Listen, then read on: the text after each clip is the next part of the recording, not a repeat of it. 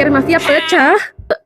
Ada satu pertanyaan yang kini mulai muncul ke permukaan. Apakah hubungan antara Nikita Mirzani dan dokter detektif mulai retak? Indikasi pertamanya terlihat jelas di ruang sidang. Dalam kesaksiannya, Nikita menyebut bahwa target utama dari DRG adalah Dr. Samira alias Doktif. Kenyataan itu seolah mengisyaratkan bahwa Nikita sendiri berada di tengah permainan dua kekuatan yang saling bersaing.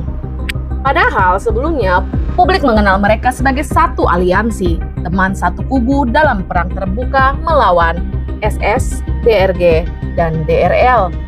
Tapi kini setiap kali Nikita ditanya soal dokter detektif oleh wartawan, responnya justru seperti ingin menjaga jarak.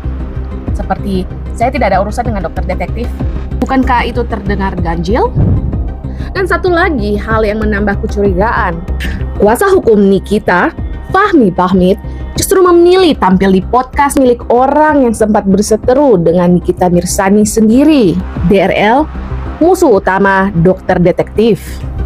Bukannya banyak ya podcast-podcast lain yang lebih besar seperti podcastnya Deddy Corbuzier atau Denny Sumargo? Kenapa harus di sana? Tentu kita bisa bilang, oh mungkin si Richard Lee yang mengundang, bukan Nikita yang minta. Tapi untuk seorang pengacara datang ke podcast dan membahas kasus kliennya, pasti tidak mungkin tanpa seizin atau sepengetahuan sang klien. Apalagi isinya menyangkut narasi dan pembelaan. Jadi apakah ini bentuk sindiran halus dari pihak Nikita terhadap dokter detektif? Apakah Nikita merasa bahwa keterlibatannya dengan dokter detektif justru menjadi penyebab utama mengapa dia harus masuk penjara dan terpisah dari anak-anaknya?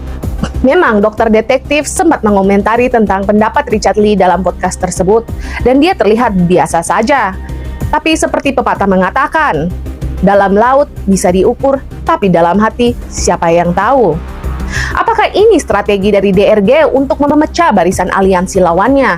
Seperti dalam strategi klasik, take down the queen bee, break the team apart.